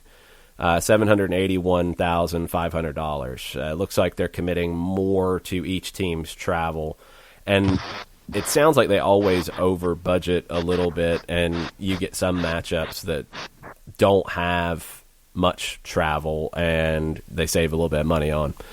So the prize money is 20% of the expenditures for the winners. The other prize money is 12%, so that's 32% overall. They've got the trophy and medals as $100,000. That's pretty expensive. Other fees and stuff is pretty small. So $1.5 million essentially is the budget of what they're going to spend. Now, they don't really bring in much money on revenue, and this was something that caught a lot of people by surprise. We'll get there in 1 second. So $25,000 for amateur qualifying airfare, then $1.1 through the semifinal round, $25,000 budgeted for the final for visiting team travel. And last year, and I guess other history, they usually end up with $372,000 that's not spent. So they budget all this out, and then you have matchups where, like the two Charlotte teams playing one another this year, you don't really have any travel budget there. You're playing in the same place that you always play, so you're in good shape. Revenue. So they have the total revenue. Again, this is a tournament that they're trying to break even on. So hosting fees are 57% of the revenue they bring in. The fixed hosting fees, just the fee for doing the game. The revenue share is $400,000, 27% of this overall budget. Entry fees are small. It's not very expensive to enter the tournament. And they pull 10% of the budget from deficit spending, which is that reserve fund that they're spending down. That's about $157,000 and some change. So they're not bringing in any money through sponsorship. They're not bringing in any money on broadcast. A lot of people were shocked by that. I don't really know why, because this tournament's never had a sponsor to it. It's never had that element going on. So Soccer United Marketing is involved in going out and getting sponsors for the event, but it's not like you've had any kind of history of selling this thing. The ESPN deal should help sell it. It should be a big help. Will it end up doing that? I don't know. I think it's going to take some time, to be perfectly honest. So it's a really... I think the Open Cup's heading in the right direction. I don't think it is as strong as it can be. John, you're back, and we lost you for a second, but what were your thoughts on going through the slideshow, and what kind of stuff jumped out to you when this presentation was made? Well, I mean, the first thing you got into, it was the use of the funds, the trophy and medals costing $100,000. That stuck out to me. A lot of people jumped on that, but seriously, you're talking about a $1.5 million budget. That's a pretty small chunk. I don't know. I don't know if they're wasting money on it, if they have a long-time supplier, and maybe they have a very high fee. I have no idea. I don't know. I haven't priced that stuff out. I don't know how much that kind of trophy is going to cost you, because I guess the winning team gets to keep one. That's the least of the worries. If people are going to zero in on that one, I think you're missing the point. Yeah, I know that Chris also made the point about Soccer United Marketing responsible for driving sponsorships, and Chris says that they've delivered $0 in sponsorships. Well, nobody ever got any sponsorships any other time either. Yeah. You have to have the full context. The Open Cup's never been a marketable product. Part of the reason is U.S. Soccer hasn't done the bare minimum to market it. I think they are now, finally. Correct. So does it turn into a marketable product? It needs to, because you need to bring some sponsorships in. I would hope that with last year's exposure that you'll be in a better position to get some sponsors this time around. I don't know. I haven't seen any yet. And that's the thing for me. It's like you've taken this first step, and when you take steps, I know that a lot of folks want some kind of immediate result. It's like, okay, now that this is happening, it's like A plus B has to equal C immediately. But for me, I'm looking at it as more of a progression when it comes to the exposure that ESPN Plus is giving Open Cup. And I'd love to know the numbers for saturation and what their reach was in the tournament, and take that as a baseline and sit there and then try to pursue the marketing that then after, even as this season goes and possibly even next year, because then you'll have that comparison information. Yeah, you can sit there out of the blocks with year one and go, well, look what we did. But you really don't have a base of information from everything that happened previously because of all of the different, the independent servers and all the other online stuff that teams did on their own. And it wasn't every match, and it wasn't all of the attention that was given to all of the matches that was given by ESPN Plus in the first year of this relationship. Sometimes you have to put something out there in the ether for folks to sit there and look at it and go, hey, this is something that we need to be a part of. This is something we need to pursue. And I think that right now that's how I'm looking at this first year with ESPN Plus, all the games being out there. They put it all out there. Now with this year one in the books and you're going into year two and beyond, you have something that folks can sit there and attach themselves to should they wish to market themselves in that way. Well, let me make a couple of things really clear, because the black helicopters have circled with this stuff being posted, all kinds of wild accusations about a bunch of nonsense. A couple things you've got to understand about this. Production costs. Yep. Don't see that anywhere, do you? No, you don't. There's no production costs on here. You have to actually spend money to produce these broadcasts, right? Yep. U.S. Soccer's not spending it. So, yes, ESPN is not giving a broadcast fee, but somebody, and I would assume it's ESPN, is paying for the production cost, for camera, for broadcasters, for producers. That's a cost. And 99 games? It's a big cost. Mm-hmm. So, yes, let's yell about there not being a broadcast fee, but the Federation's not paying to produce these broadcasts. That's the trade-off. And honestly, for a competition that's never made money, that's a good trade-off. So that's one. I disagree with a lot of people on this one, and I'll tell you why, about the lower division team should always host. Then it's not an Open Cup. Then it's not a cup. It's a way to get bigger teams out into smaller markets. Because in a cup competition, you have a blind draw. If both teams are able to host, you have a blind draw and somebody hosts. It's that simple. You can't rig it because hosting gives you a better opportunity to win. Flat out. If it's a competition, then it's a competition. If it's a series of exhibitions, then it's a series of exhibitions. I don't like the idea of the lower division team always hosting. It should be an absolute blind draw. If both teams meet the requirements to host the game, if they have the stadium available, if the stadium meets the minimum requirements, and a lot of those minimum requirements now are revolving around being able to broadcast, if you can do that, cool. It's a blind draw. You go into the pot and you see who hosts, flat out. I do not like the idea of stacking the competition with the lower division teams always hosting. Don't like that at all.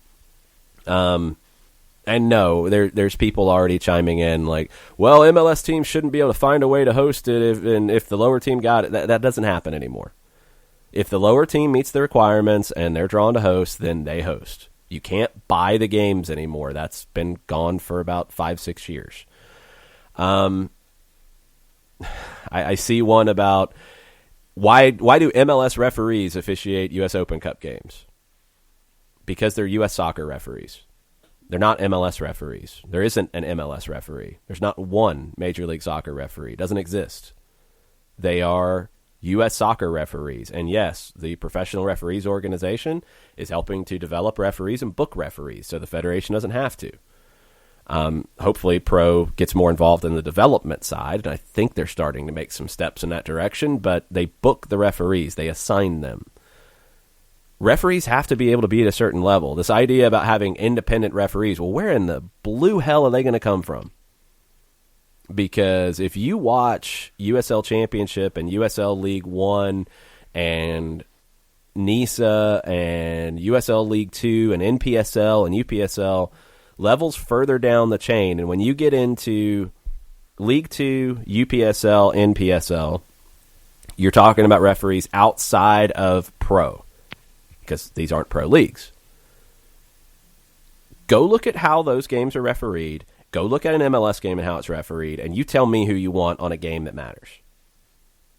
Now, referees from those divisions move their way up after getting experience and become pro referees because you want to referee at the highest level. College is completely separate, and some people don't understand that. College referees are not the same because it has nothing to do with U.S. soccer. They have different rules. They're assigned differently. They are certified differently. There are plenty of referees who do both, but college referees purely, they have nothing to do with U.S. soccer. To try to put something out there about, oh, well, they're MLS referees, so of course they're going to screw over the lower division teams. Stop the nonsense. The referees work in League One, USL Championship, MLS. They're bouncing up and down the ladders. You get some who, yes, are booked primarily in MLS because they're the top referees.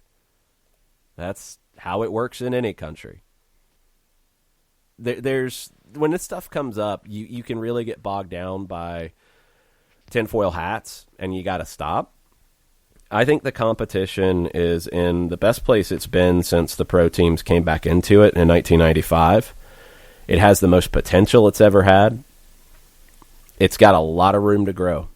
And I feel like the foundation is being built for that. The broadcast part of it is incredibly massive.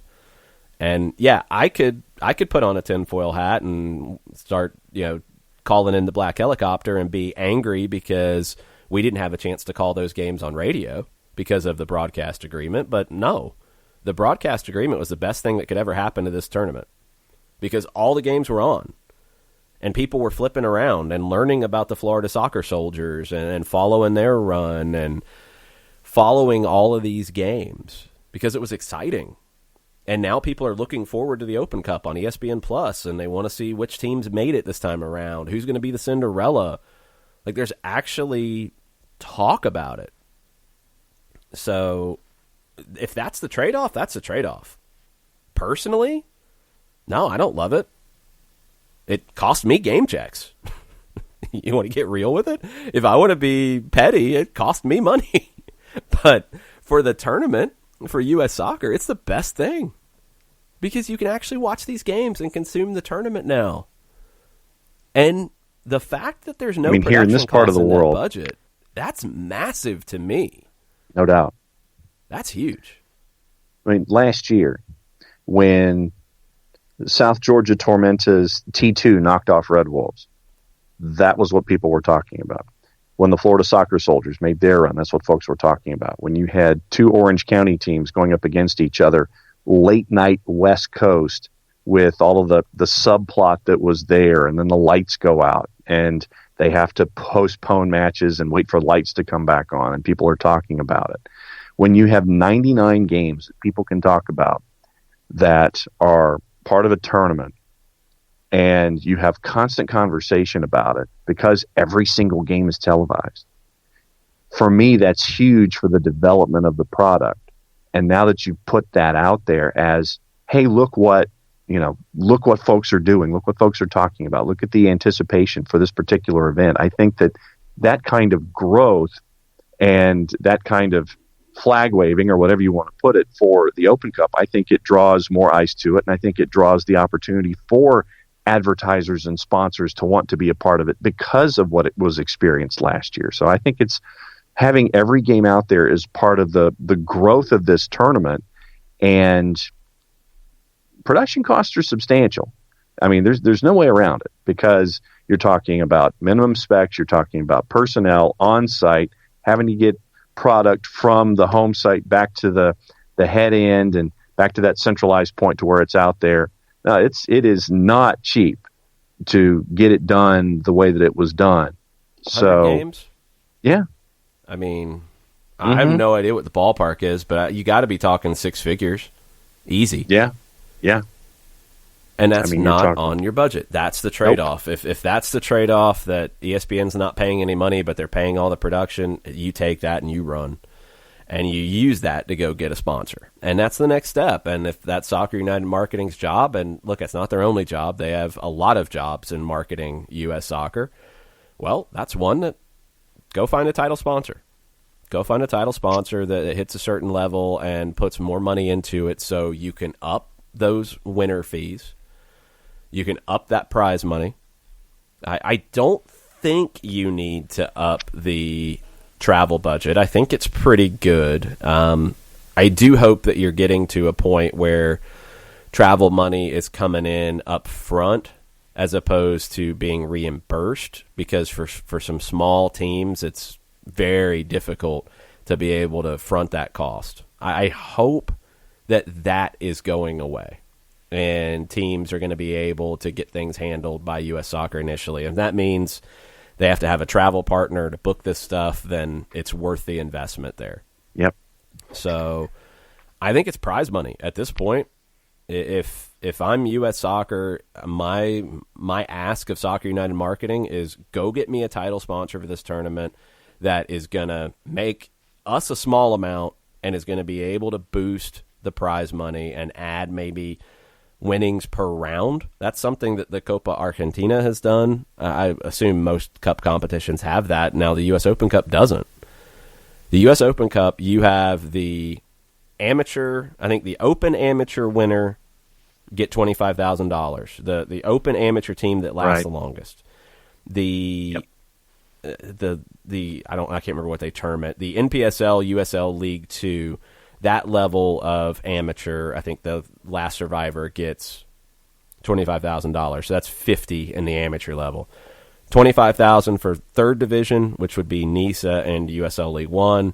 $25,000 for the USL Championship winner that gets the furthest. So $100,000 in that prize money.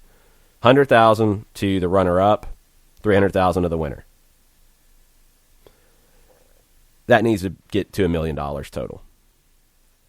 And if it means $500,000 to the winner and the rest starts to get divided up, I think it's better to divide it up among winners each round, and you're not going to get the $25,000 for being the last survivor, but if you get $1,500, $2,000, $5,000 for winning your first round game, and then more for your second round win. Yeah, then make it progressive, basically. Yeah, you start to chunk that up each time. That would be better. Yeah. And that would be my push to Soccer United Marketing is go get me a sponsor so we can do that, and everybody can make a little bit of money if they win these games. So these games are going to have money on the line. I mean, that's one of the things I've noticed with the Copa Argentina that's been a lot of fun is you see these upsets or you see these wins, and a team comes running over with the big, giant cardboard check. And that's the photo op, is the cardboard check that, hey, we got money. We won this game, and we won some money.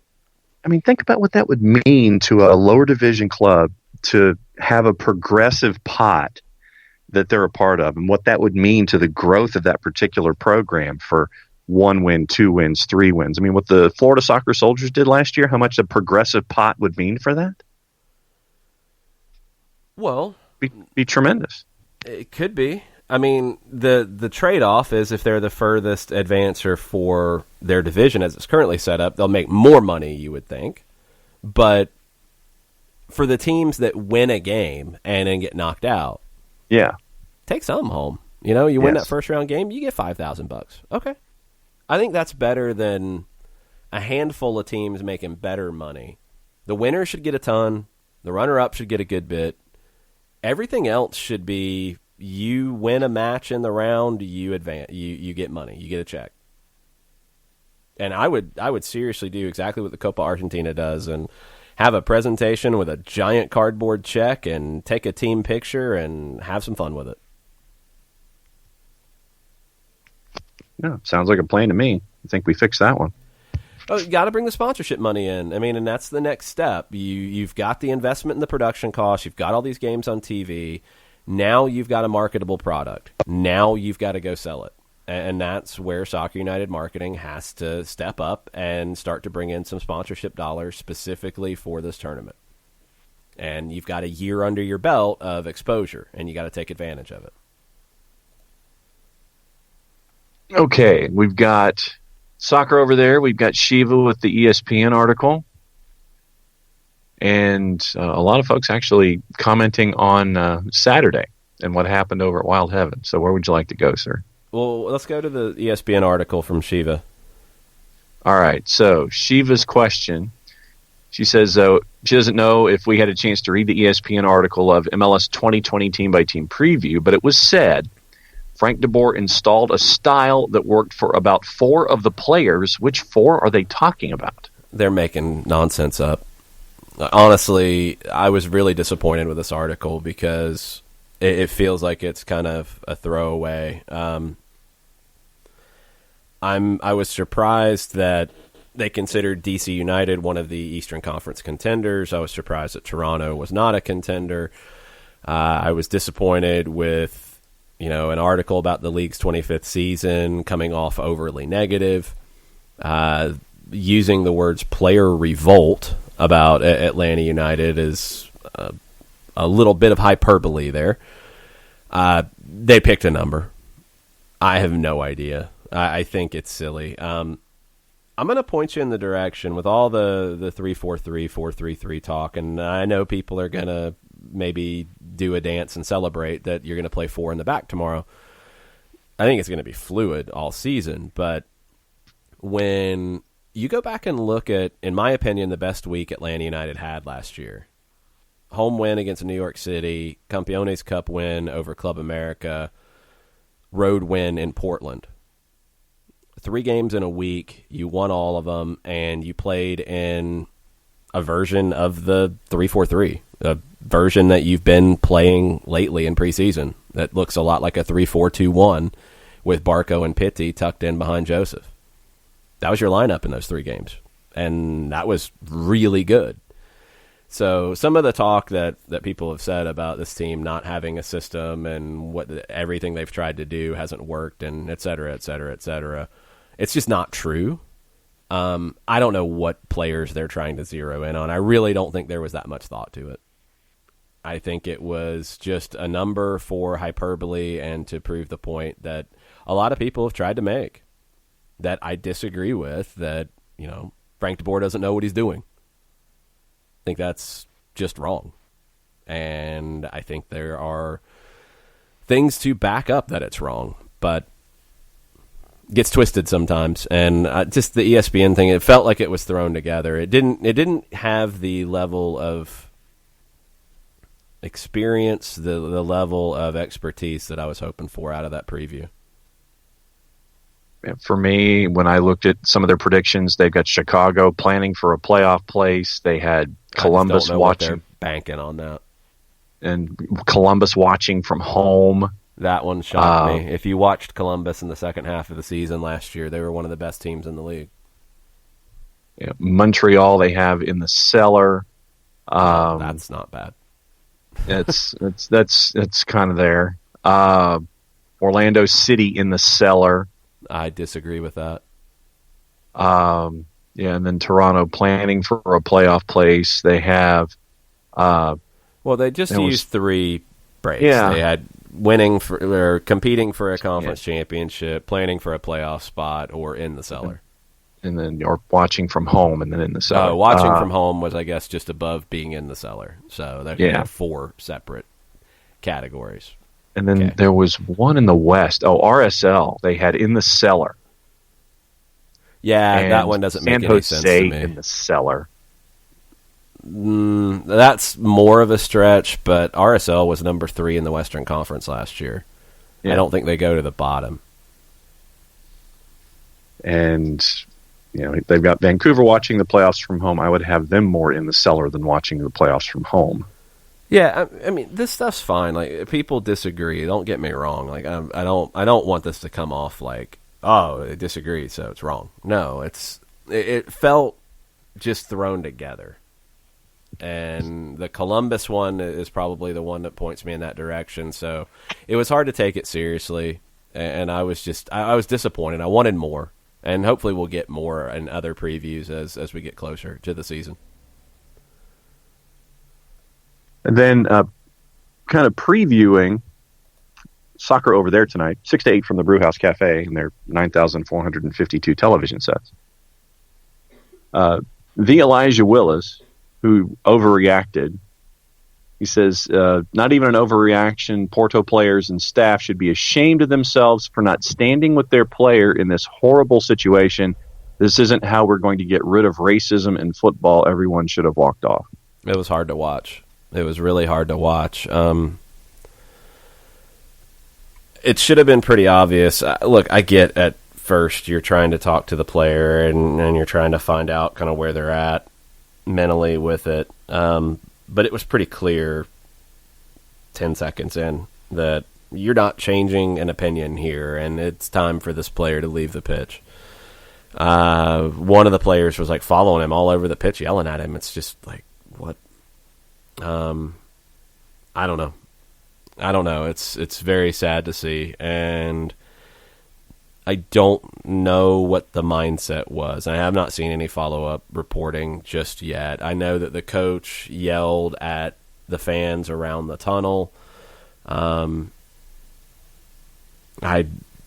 mean, he's in a tough situation because you're trying to deal with the match and the whole group, and this player, he's got to come out of the match. I think he got a yellow card which is absurd from the referee. There was no stoppage. There was no indication of any UEFA protocol about dealing with racism, which is a huge issue in Portland or in Portugal that's got to be dealt with. If this referee did not follow protocol, then there's a massive problem there. The player getting a yellow card in the midst of this is unbelievable. It's going to take time. And when these things come out, they've got to be pointed out, and things have to change from when they are pointed out. And hopefully they do, because this was really difficult to watch. What other news and notes are on your mind? We're pretty much caught up on the Twitters, other than folks commenting about what happened Saturday over at Wild Heaven. Well, you could share people's comments about Saturday at Wild Heaven. Sure, I could do that. Daniel Price, big shout out to everyone, and shout out to Daniel for helping us out too. Yes. Big shout out to everyone that came on by to Wild Heaven on Saturday. Had a great time and got to meet so many members of the SDH. First, can't wait for the next one.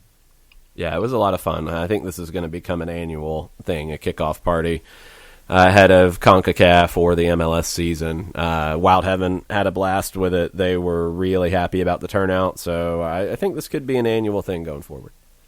And Cassie says the El Jefe Jefe was very good. Vanilla and bananas are nice touches. Well done. Yeah, it was really good. Okay, Percy's yelling at me. It's all good. Percy Herrera's yelling at me and throwing his hands out. Yes. Okay, he's yelling at me for saying Orlando shouldn't be in the cellar. Here's why I don't think Orlando should be in the cellar. Oscar Pareja is one of the best managers in the league. I think they have not had a manager like Oscar Pareja, and he's going to get more out of this group than anybody else would. So that pushes them in the right direction.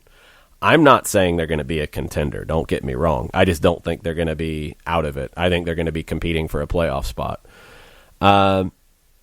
They've added center backs. Robin Janssen, I thought, was okay last year. They've added Antonio Carlos, Rodrigo Schlegel. We'll see which one ends up pairing next to him. Kamal Miller could be that guy, too. I like Juan on the right side a lot. Mauricio Pereira, full year of him. You should get to see the best of him. They've added a lot in the central midfield. Sebastian Mendez is a good number 8. Who's he going to be paired with best? Is it Andres Pereira? Is it Junior Urso? They've added more talent than they've had. They've got to have somebody score goals, and I think Dom Dwyer's injured again, which is no shock. Tesho Akindele is a player who has done very well under Oscar Pareja in the past. Benji Michel's a young player who's coming through. I think some people have pointed at Daryl Dike, the first-round pick. I don't know how impactful he's going to be early in the season. But I'm basing the fact that they're not in the cellar and they're contending for a playoff spot, which is not that big of a jump. I'm basing it on Pareja and the respect I have for him and the fact that they have more talent than they've had. So it's really not that big of a deal. Trust me, Percy. I'm not saying that they're anywhere in the conversation of hosting a playoff game. I think they will contend for 7th. Mainly that's down to Pareja. That's it for me. I think Pareja is one of the best managers in the league. No, and for me, I'm right there with you. I thought that they would be a part of the 6-7 discussion. Do I think they're going to be world beaters next year? No. Do I think they're going to be better with Pareja in charge? Yes. So I'm also one of those that doesn't think they're going to be in the cellar. So Percy, you can yell at me too if you want. No, I'm not 538. I'm not necessarily basing it off of at this point. I know they've got them pretty low. So, look, I get it. I just have a lot of respect for Pareja, and I think that they have added talent that they really haven't had this much talent on a roster ever.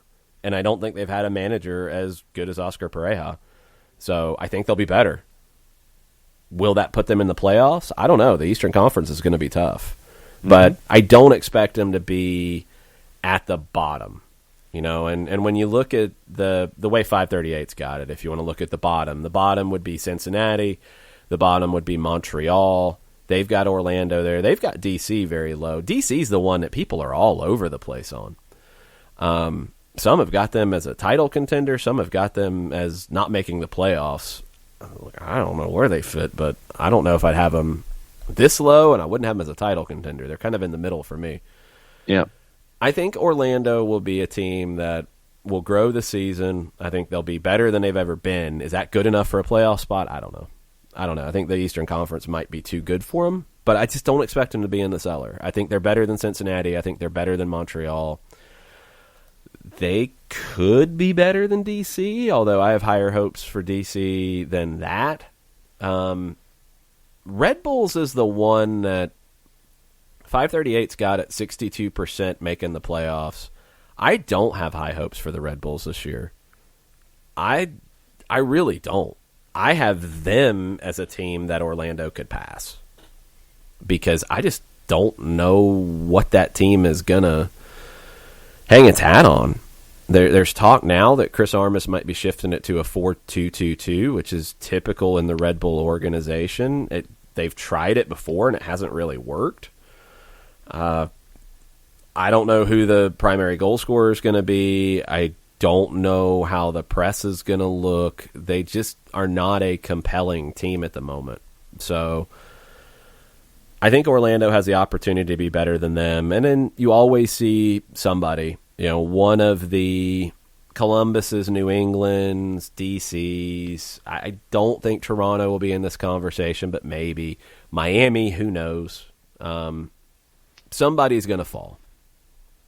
So I think Orlando will be competing for a playoff spot. I don't know if they get it, but they'll be better than they've ever been. Maybe that's enough to take them out of the cellar for me. I don't know. Yeah. A couple of folks, Kefsey and the Swigster, have let everybody know that up and running on the Twitters is at Vamos ATLUTD. Yes. Atlanta United dropped that last night, that they would be opening a Spanish-language Twitter account. It is active now, and you can go follow it. A lot of people are asking for it.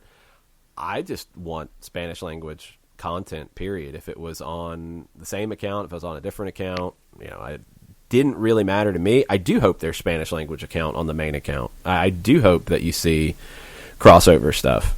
I think that's very important. I don't want to see Spanish language content put over here and it's like a separate universe. I hope that doesn't happen. I hope that you see a lot of the crossover because that's something that has a lot of potential here. So hopefully you get some of both. But yes, I believe they are now at, it is very early in the process. They're at 645 followers. So get on it. Yes, get on it! Exclamation point. What's in your news and notes? Stuff. Montreal goes into Concacaf Champions League on a 4-game losing streak in preseason. It's not good for Thierry Henry. We'll see how that goes. Lots of rumors for players out of Argentina. Miami could be getting Agustin Almendra, who we've talked about before, from Boca Juniors. Looks like it could be around $10 million, which is a big fee. He's a top young talent in Argentina, a top young talent in South America. Reports out of Fox Sports in Argentina are that it is almost all agreed. That would be a big designated player for them. They would not have another designated player spot unless they can buy down Pellegrini. And that's a little bit of a surprise because as good of a player as Almendra could be, this kind of signing feels like a Barco kind of signing. And Miami, I thought, would use a spot on a big name. Maybe they've just decided not to go that route. Maybe it didn't work out for them to do that, and they're going to go in a different direction with a young up-and-coming player, which is a smart play, don't get me wrong. Just didn't think that's where Miami was going to go. Alan Franco from Independiente could be headed to the LA Galaxy, but it would likely be in March. I think you're going to see some additions from Argentina coming in after the MLS season starts around the league because the Superliga campaign ends the first week of March. And you're going to see some teams say, yeah, we'll take that money. We'll take $3.5 million for Franco from Independiente, but he's not going to leave until after we finish our season. And then they'll deal with the Copa de la Superliga when they deal with the Copa de la Superliga. Another Argentine player, another Boca player, Emmanuel Reynoso, that deal is 95% done, according to Jeff Carlisle of ESPN. And that transfer fee would be around $5.5 million. That's a big one for Minnesota. That's not the kind of money they're really known for spending. So keep an eye on that. And then Ki Sung-young, from formerly of Newcastle, South Korean midfielder. He left Newcastle by mutual consent on January 31st. He would be available on a free. Was headed to Korea reportedly in FC Seoul, but that move fell through. Now there's reports that multiple MLS teams are interested. It'd be a great get for the right team, and I think Vancouver is one of those teams that's been linked, and they would make a lot of sense.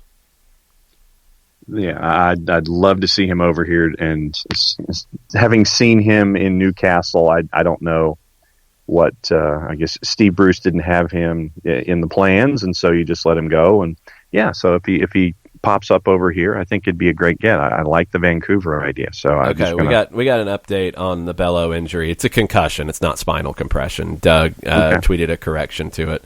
He is at the Hard Rock Hotel in Orlando, and he said he's had a hard time hearing. So it's a concussion. That makes a lot more sense. That's why I had no clue where the spinal compression part was coming in. Concussion, it's unknown. You can't even put a week-to-week, day-to-day kind of thing on it because, I mean, it can be day-to-day for a month. It's just hard to tell. The good thing is he hasn't had a history with concussions to where you would expect it to be a longer problem because of past history. So hopefully it's on the shorter side and he's able to get back out and get back to normal activity. But it is definitely a process of getting back to that normal activity. All right, Tafka has come in this morning. Okay. And he says he hasn't been able to listen today, but it appears Atlanta United can't field a full game day 18, the perils of a small roster. They can't field a full game day 18 now. Okay, let's see what this looks like. So, and I see that Joey Logan has chimed in with a game day 18, and he went with a little bit different lineup than I would have. Okay. Let's see what we're talking about for this. We know the front three in whatever configuration: Joseph, Barco, Pitti. If we're going to play four in the back, Joey Logan's got Escobar as a center back with Meza. Again, my only reluctance to that is that we've never seen it. So in a four-man back line at center back, it's a different kind of center back role than three center backs. Doesn't mean he can't do it, just saying we haven't seen it. I think it could be Lorenowitz tucking into the back line, Escobar playing on the right side. That would leave Aaron Lennon out. That would put him on the bench. That would bring, let's say, Mo Adams into the mix in the midfield if you're going to go that route. Walks on the left side, I agree with. So you make one change to this group.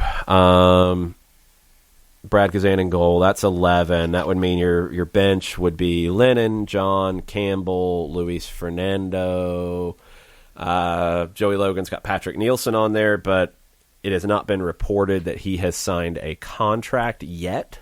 So, I mean, you could sign him to a contract and add him to your CONCACAF roster, yes. But that's not there just yet. Alec Can would be on the bench. So let's see if we can get to 18 here. So we've got 11, we've got Can, we've got Lennon, we've got John, we've got Campbell, we've got Fernando. So that takes us to 16. Who else could be in there? You're not going to get Castro, you're not going to get Mulraney, you're not going to get Josetu, you're not going to get Castillo or Bello. So yeah, I mean, you could take a third goalkeeper, sure. You could take a Atlanta United 2 player if you wanted to, because you can sign them to a short-term deal. Wyke. So you could take Wyke. I don't think they're going to take Wyke, but you could take Wyke. You could take Bradley Camden Feo. You could take Camden Feo would make some sense considering he went to Guadalajara with the group and he's a left-sided player. I mean, you could take Jackson Conway. You could take any of the signings, Madhu Jadama. You could take anybody from the Atlanta United 2 roster. You're signing them to a short-term contract, and you're adding them to your CONCACAF roster. So it just depends on if you want to. But you're comfortable at 16. You can take a third goalkeeper if you just want them to go. But you could take one or two Atlanta United 2 players to fill that in, and that's where you're at. Yeah, it's not ideal, but it's also not catastrophic. John Nason, for his hashtag Monday Musing, says that May 3rd is still not sold out for Champions League. This surprises me. 5th 3rd. Oh, 5th 3rd, sorry. I was like, May 3rd? What are May you talking 3rd? Yeah, that is May surprising. 3rd. That is a little surprising. I think it will be. I'm just a little surprised that it hasn't been already. And let's see. Looks like we are caught up. Thanks for the shout out from Harry for us catching up with Rob Salvatore with the Charleston Battery. And looks like we're going to have some more stuff with the front office of the Charleston Battery before Charleston Battery Weekly with Poppy Miller comes online the week before the season starts later this month. Yes. One thing about the small roster conversation, you do have to factor in that yes, it's a smaller roster right now, but the players that you have that are not available at the moment, Bello, Castillo, Lucetu, Mulraney, Castro, 5. That's significant. I do wonder, and I've said it all preseason, I do wonder if a player like a Lawrence Wyke or a Camden Feo, although I think you want to see more of him first in the system. Guys like that earning an MLS deal, it's typical. I mean, it happens a lot. So then they're available for MLS games, but they're going to play mostly with Atlanta United too. I wonder if you'll see that ahead of the MLS opener. I wonder if you'll see a short-term contract situation for CONCACAF. I think it's definitely possible. I think that's where your extra players on the chart are going to be. But yeah, that's the perils of it. And when you have 5 guys out because of injury or visa issues, this is where you're at. It's true. Anything else on your mind before we go? No. Tomorrow's show is going to wrap at 10:30 because, I need to get to a flight and such. So it's going to be a 90-minute edition from 9 to 10:30. We'll try to get something for you maybe early in the evening, just any updates that have come from the day.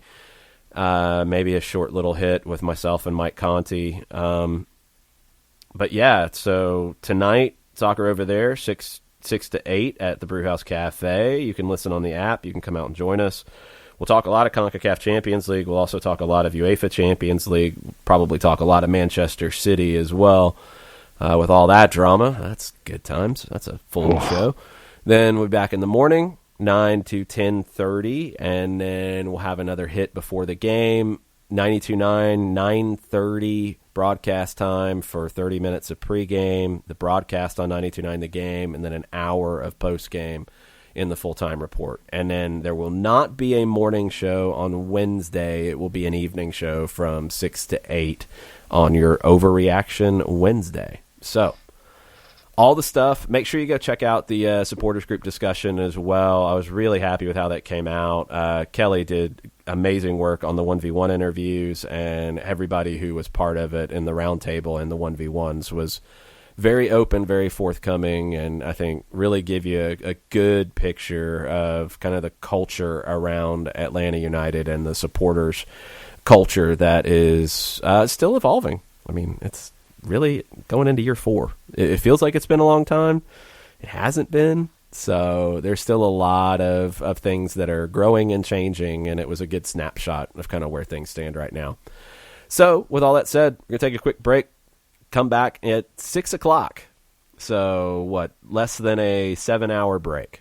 I think we can handle that. And we'll be talking to you on the app and on soccerdownhere.net with Soccer Over There at 6. Mucha plata, y'all. Mucha May 3rd, y'all.